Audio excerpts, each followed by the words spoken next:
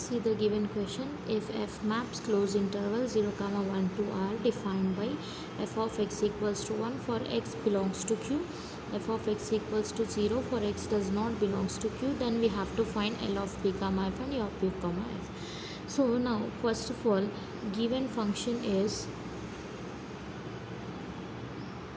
they said that f of x is equals to 1 for x belongs to r. So I can write here as f of x is equals to 1 for x belongs to q and 0 for x does not belongs to q.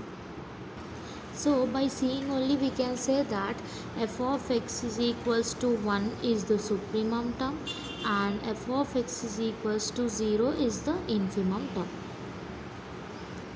Now let the partition p is equals to 0, 1 by n, 2 by n, 3 by n, so on k minus 1 by n, k by n, so on n minus 1 by n, comma 1. Now t0, t1, t2, t3, so on tk minus 1, tk, so on tn minus 1, comma tn.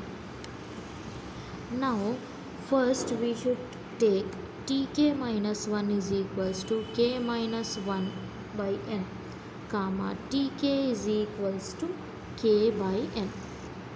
We know that delta k is equals to tk minus 1. That is tk is k by n minus k minus 1 by n. That is k minus into minus plus 1 by n. That is nothing but 1 by n. From the question we can say that capital MR is equals to 1, that is supremum term, and small mr is equals to 0, that is infimum term. Now going for the formula, u of p comma f is equals to summation k is equals to 1 to n capital MK delta k. Here you can take k also. That is summation of k equals to 1 to n. Capital MK is nothing but 1 and delta k value we got as 1 by n. Now I can write summation k is equals to 1 to n, 1 by n. Now here I can write 1 by n summation k equals to 1 to n, that is nothing but 1 by n into n. This n and this n will get cancelled, we will get 1.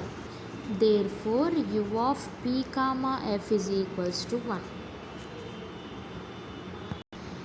Now L of p comma f is equals to summation k equals to 1 to n small mk delta k. We know that small mk is 0. So summation k equals to 1 to n, 0 into 1 by n. 0 into anything will be 0.